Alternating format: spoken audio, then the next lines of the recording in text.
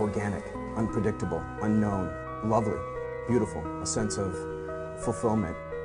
This is part of the pleasures of life and not the chores of life.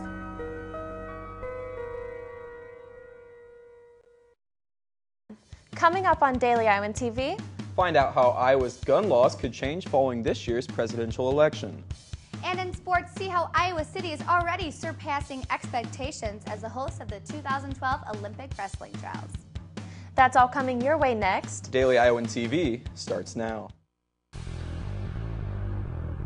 I'm Tom Brokaw. For more than 100 years now, the University of Iowa community has been waking up to the Daily Iowan.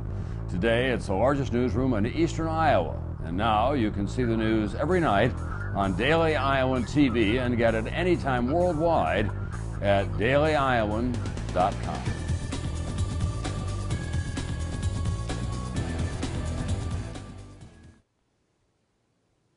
Thanks for tuning in to your Tuesday edition of Daily Iowan TV. I'm Tasha Woods. And I'm Josh Bolander. A district judge ruled Tuesday the Iowa state government did not discriminate against black employees and job applicants. The ruling shot down a class action lawsuit that claims state officials were biased in denying jobs and promotions to over 6,000 applicants dating back to 2003. The Associated Press reports the lawsuit may have been the largest ever of its kind against the state government. Iowa lawmakers say the state legislature will likely keep working even as their expense payments run out. Normally, the legislature will end their session after the money's gone, but officials say disagreements over the state budget will likely keep lawmakers in Des Moines until next week. In an attempt to secure more votes in the presidential election, Mitt Romney recently took a stance on gun rights. Romney says he supports more lenient gun laws, while President Obama has stayed silent on the issue. Daily Iowan TV's Nick Rector tells us why this divisive issue could mean changes to gun laws right here in Iowa.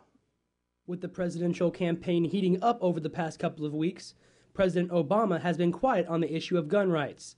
Mitt Romney, on the other hand, has made his position quite clear.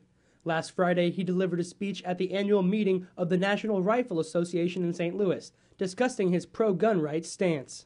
If we're going to safeguard our Second Amendment, it's time to elect a president who will defend the rights President Obama ignores or minimizes. This speech from Romney will likely win him votes from Iowa gun enthusiasts who are unhappy with current gun laws.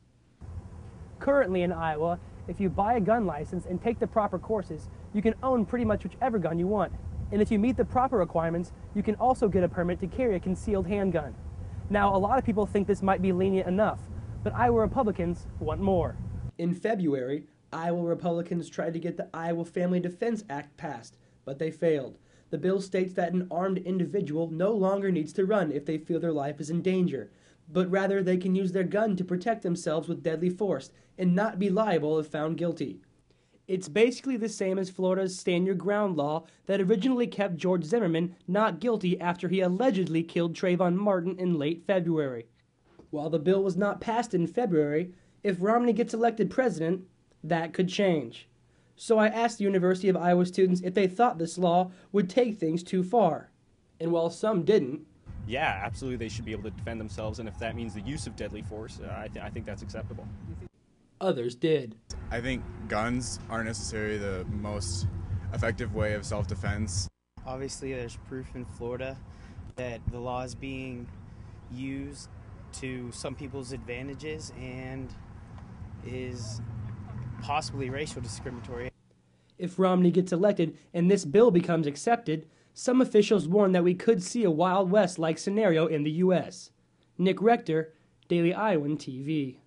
On Tuesday, Representative Bruce Braley introduced a bill that would expand tax credits for families with adopted children. Braley's Making Adoption Affordable Act would increase current tax credits by $1,000 to just over $13,000. The Associated Press estimates adopted families generally face between $15,000 and $30,000 in adoption fees. The current tax credit is set to expire at the end of the year.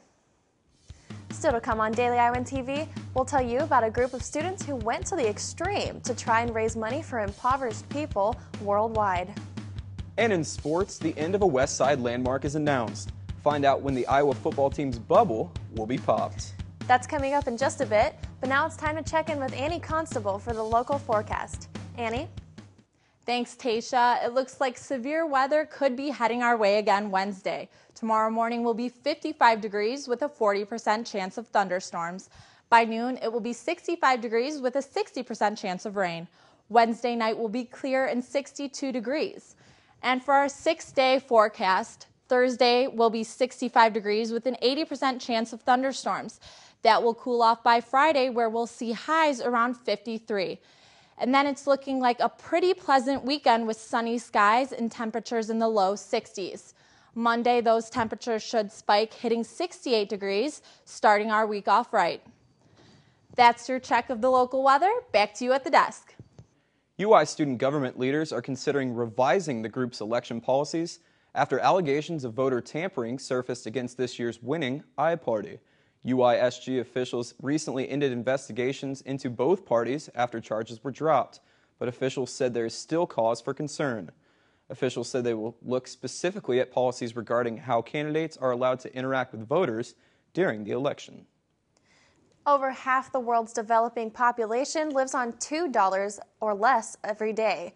But with the U.S. poverty level set at around $30 a day and only 18% of Johnson County living below that, for many people, it's difficult to understand just what $2 a day really means. Daily Iowan TV's Brad Maxwell tells us what a group of UI students who set out to experience extreme poverty firsthand. 2.5 billion people worldwide currently live in poverty, but few individuals truly experience the difficulty of living under these conditions. The Iowa City $2 Challenge is setting out to change this. For 5 days, challenge participants will live on $2 or less every day, providing a rough simulation of what it's like to live in poverty. And while the challenge will provide first-hand experience, participants will still avoid many of the worries of third world nations. We don't have to worry about civil unrest or corrupt politicians. We've got a fair legal practice or legal system set up. We don't have to worry about disease. I mean, we've got a hospital right there if we need it, and we've got a great developed infrastructure. The $2 Challenge may not be a perfect simulation, but Welser suggests the $2 budget puts some unnecessary spending habits into perspective. Starbucks, I mean, I bought a coffee drink there the other day. It cost $3. That's a day and a half's worth of income for some people. That's just incredibly crazy to think about. As crazy as some spending habits may be, the $2 Challenge doesn't stop at raising awareness. Participants will also fight global poverty by donating the money they saved from their mere $2 budget. The funds will help finance small loans for impoverished entrepreneurs in third world countries, which can serve a variety of purposes. They use them to jumpstart their businesses or expand businesses, which then helps also kickstart their economy and help their community too. So it's a sustainable way for a long-term global development. Addressing global poverty is far from an overnight fix, but giving resources to the ones that need it most puts the world one step ahead in the fight against global poverty. I'm Brad Maxwell, Daily Iowan TV. And here's something to think about when you're up late cramming for exams. A new study published in the journal Science Translational Medicine says a lack of sleep could cause a higher risk of diabetes. Researchers say staying up late affects the body's natural rhythms and can alter a person's metabolism and change the way their body regulates natural sugars like glucose. And now Daily Iowan TV's Lauren Moss is here for your look at Hawkeye sports. All right, thanks guys. Now get ready, Iowa City, because we are all about to experience something most of us have never seen before, the Olympic wrestling trials.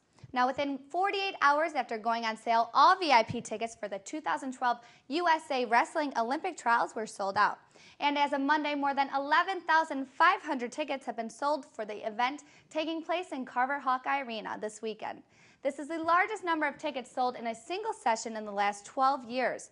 Although ticket sales for the event have dropped over the last few years, in 2004, the trials in Las Vegas had an $8 to $10 million impact, and Iowa City hopes to bring an even larger economic impact. This weekend, the streets of Iowa City will host festivities featuring live music and games to try to draw in visitors. And for those interested in going, tickets are on sale for $70 to the public and $40 for children. Now, senior tennis player Sonia Molnar has been named the Big Ten Player of the Week. Molnar receives the award after a 2-0 performance last weekend in the #1 position, including an upset over the 11th ranked player in the country. So today was a good day for Molnar, but if only the UI senior could say the same about last night.